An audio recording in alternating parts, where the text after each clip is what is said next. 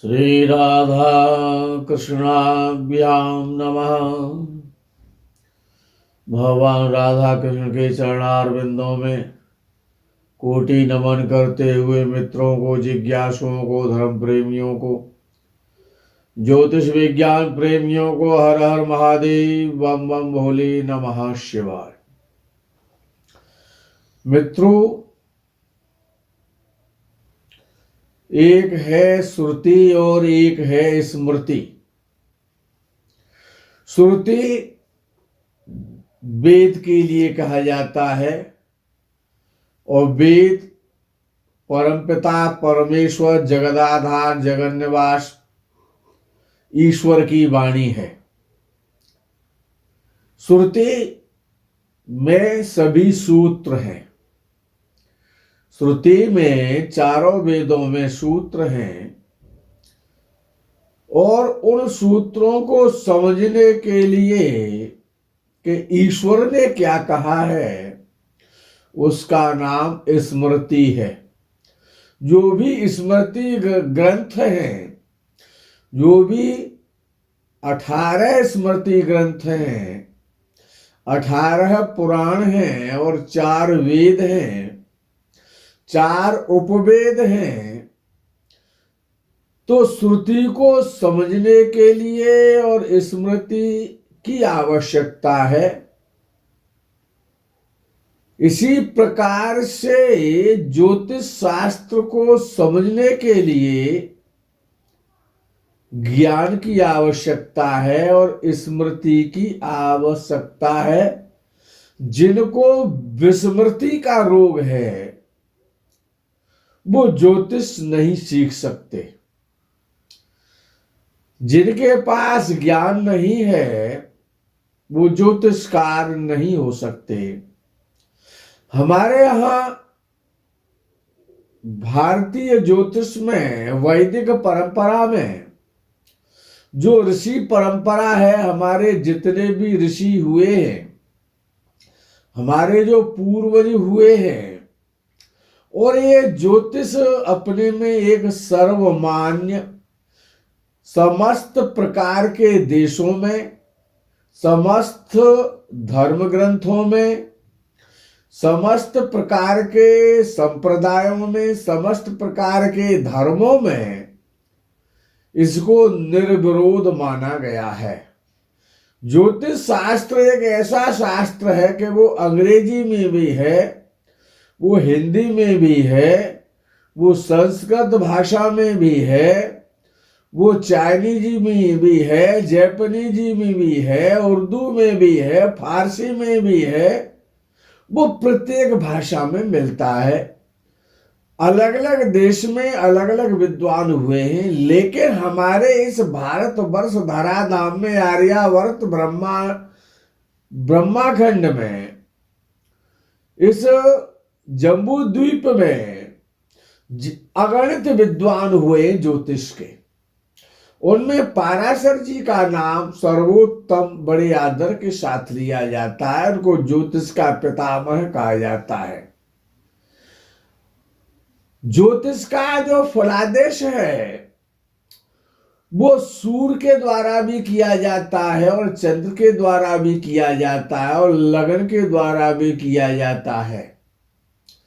जो सूर्य के द्वारा, जो पाश्चात्य सभ्यता के आधार पर जो राशियां मानी गई हैं, अंक शास्त्र के आधार पर जो राशि बनती है, क्योंकि सूर्य एक मास एक राशि पर रहता है, तो उस एक महीने में जितने भी जातक और जातिकाओं का जन्म होता है, उनकी वही एक राशि होती है। सूर्य के आधार पर जो कि बहुत मोटा और स्थूल फलादेश होता है। क्या एक महीने में जितने जातक और जातिकाएं, जितने बच्चे पैदा हुए थे, क्या उनका फलादेश, उनका भाग्य और उनका कर्म, उनका धर्म, उनकी शिक्षा, उनकी दीक्षा, उनका सुख और दुख क्या एक जैसा हो सकता है? नहीं हो सकता, क्योंकि ये काफी मोटा फलादेश है, काफी स्थूल फलादेश है, जो कि पाश्चात्य सभ्यता के आधार पर, अंक शास्त्र के आधार पर विदेशी विद्वानों ने किया कि 12 राशियां होती हैं और हर राशि में एक मास तक सूर्य रहता है, तो एक मास में जितने बच्चों का जन्म होता है उनकी वही एक ही राशि होती है। इसलिए फलादेश बहुत मोटे स्तर का, बहुत स्थूल हो जाता है, तीर तुक्के वाली बात हो जाती है कि उनका कोई भी कार्य एक जैसा नहीं हो सकता। हमारे देश में हमारे विद्वानों के द्वारा, फिर चंद्र कुंडली के द्वारा, चंद्र राशि के द्वारा फलादेश कहा गया है, गोचर का फलादेश कहा गया है, और चंद्र भी 2.25 दिन एक राशि पर रहता है, अर्थात 54 घंटे तक एक ही राशि रहती है, और 54 घंटे में जितने भी बच्चों का, अर्थात 2.25 दिन में जितने भी जातक और जातिकाओं का जन्म होता है, क्या उनका सभी का भाग्य एक जैसा हो सकता है? क्या उन सभी के कर्म एक जैसे हो सकते हैं? क्या उनकी शिक्षा एक जैसी हो सकती है? क्या उनके सभी माता पिता एक जैसे हो सकते हैं? क्या उनका जन्म एक ही स्थान पर हो सकता है? क्या ऐसा नहीं होता है। ये पाश्चात्य जो सभ्यता के आधार पर, सूर्य के आधार पर जो राशि मानी गई है, उनसे ये काफी सूक्ष्म फलादेश है, जो राशि के आधार पर किया जाता है कि 54 घंटे में एक राशि बदल जाती है। लेकिन इसमें भी पाराशर जी ने इसको काफी मोटा सिद्धांत माना है, क्योंकि 2.25 दिन तक एक ही राशि तो रहती है, और जो लोग राशि के आधार पर केवल फलादेश करते हैं, वो फलादेश भी काफी मोटा और स्थूल मान लिया जाता है। यद्यपि विदेश के आधार पर जो विदेशी सभ्यता है, जिसमें कीरो आदि जो विद्वान पैदा हुए हैं, उसके आधार पर ये चंद्र के द्वारा, जो चंद्र कुंडली राशि के द्वारा जो फलादेश किया जाता है, वो काफी सूक्ष्म है और काफी अच्छा फल देने वाला है। काफी परसेंटेज इसकी फलादेश की बढ़ जाती है। लेकिन इससे भी अति सूक्ष्म जो फलादेश है, वो जन्म कुंडली के द्वारा ही हो सकता है, लगन के द्वारा ही हो सकता है, क्योंकि 24 घंटे में 12 राशियां अर्थात 12 लगन बदल जाती हैं। एक लगन अधिकतम 2 घंटे का हो सकता है, नियर अबाउट एक लगन को 2 घंटे का आनुपातिक दृष्टि से मानना चाहिए, और यही सिद्धांत है। तो 24 घंटे में 12 लगन बदल जाती हैं, अर्थात 12 राशियां बदल जाती हैं, अर्थात जब 2 घंटे तक एक लगन रहता है, तो एक लगन में जो बच्चे पैदा होते हैं वो काफी सूक्ष्म फलादेश, अति सूक्ष्म फलादेश हो जाएगा, और वो ज्यादा सटीक ही सिद्ध होता है। इसीलिए, और उसमें भी जो लगन के आधार पर जो फलादेश किया जाता है, उसमें भी ये देखा जाता है कि लगन कितने अंशों पर है। चंद्र कुंडली से जो फलादेश किया जाता है, तो उसमें ये भी देखना चाहिए कि चंद्रमा कितने अंशों पर है।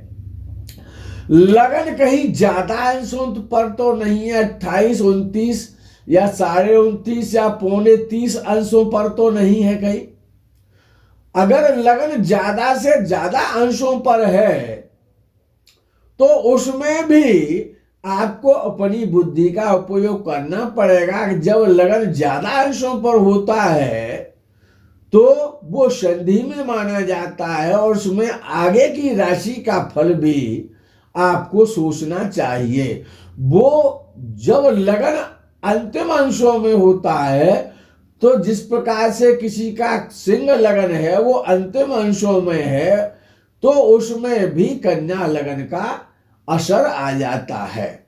और यदि लगन अत्यंत कम अंशों पर है, 1 डिग्री पर है या 2 डिग्री पर है या आधी डिग्री पर यदि किसी का लगन है 0.30 पर है, तो उसमें पीछे वाली राशि का उसमें भी असर आ जाता है। लगन में भी इतनी सूक्ष्मता विद्वानों को देखनी चाहिए। और जो चंद्र कुंडली के राशि कुंडली के आधार पर जो फलादेश करने की जो गोचर की जो परंपरा है वो काफी स्थूल है।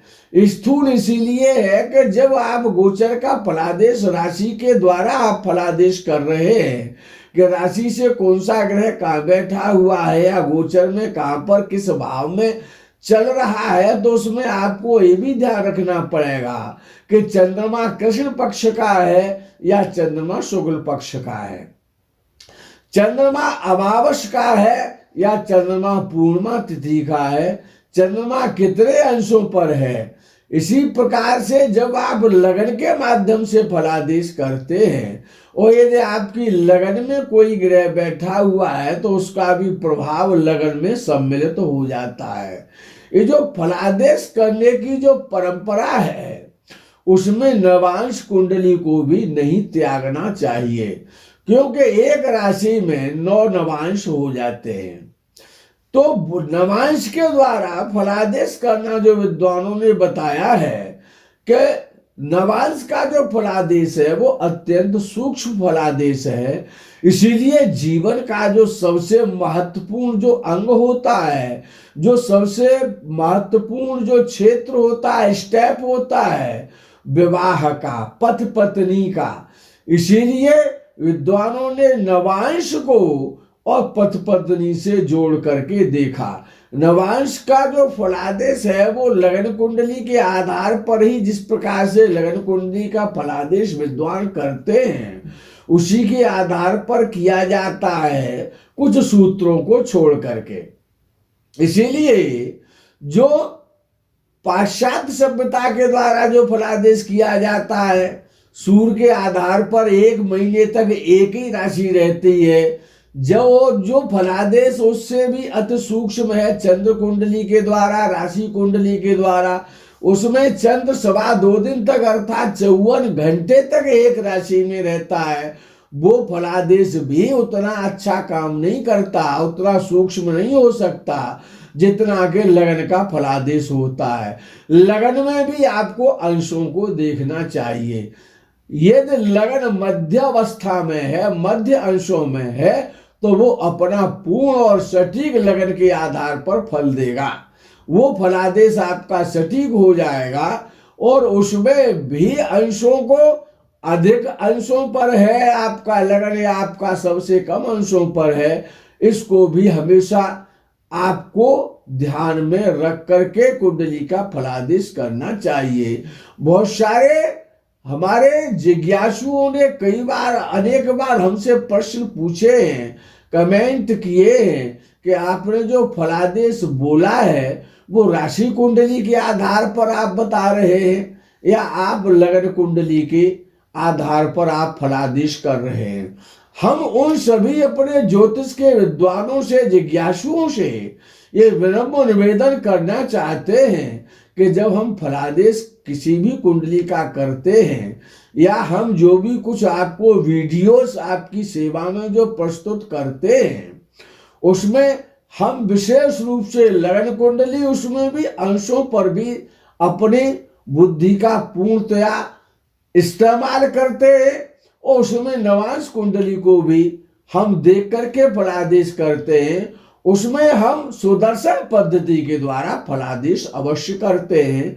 उसमें लगन कुंडली भी होती है, उसमें चंद्र कुंडली भी होती है, उसमें सूर्य कुंडली भी होती है और चौथी कुंडली हम अपनी तरफ से उसमें और लगाते हैं फलादेश को और सटीक करने के लिए और अच्छा करने के लिए। उसमें नवांश कुंडली का भी हमारे यहाँ प्रयोग किया जाता है और यही प्रत्येक विद्वान को करना चाहिए। यही पाराशर जी का होरा शास्त्र का भी यही मत है और यही परंपरा है। मित्रों, हमेशा ये याद रखना चाहिए, यदि चंद्र के साथ कोई ग्रह बैठा है और आप चंद्र कुंडली से आप कोई फलादेश कर रहे हैं तो उस ग्रह को भी आपको देखना चाहिए कि वो ग्रह अशुभ है या पापी है, चंद्र कृष्ण पक्ष का है, शुक्ल पक्ष का है, अमावस का है या पूर्णिमा का है, चंद्र कितने अंशों पर है। ये सारी व्यवस्था हमारे ऋषियों के द्वारा, हमारे विद्वानों के द्वारा, पितामह जो ज्योतिष के जो पितामह कहे जाते हैं पाराशर जी, उनके द्वारा जो फलादेश करने की जो परंपरा है, जो भी मैंने आपको अवगत कराई है, इसी सिद्धांत के आधार पर फलादेश करना चाहिए। तो लग्न कुंडली के द्वारा जो फलादेश किया जाता है वो अत्यंत सटीक होता है और बहुत अच्छा फल देने वाला होता है। ऐसा नहीं है कि विद्वान चंद्र कुंडली के द्वारा या सूर्य कुंडली के द्वारा फलादेश नहीं करते हैं, लेकिन वो काफी फलादेश सटीक नहीं हो पाता, वो स्थूल हो जाता है। अति सूक्ष्म फलादेश करने के लिए लग्न कुंडली और नवांश कुंडली को देखना और अंशों के आधार पर देखना उसका परमावश्यक है। मित्रों, आज के इस एपिसोड में इतना ही। ये विराम करते हुए आपको हर हर महादेव, बम बम भोले, नमः शिवाय, जय गौ माता की।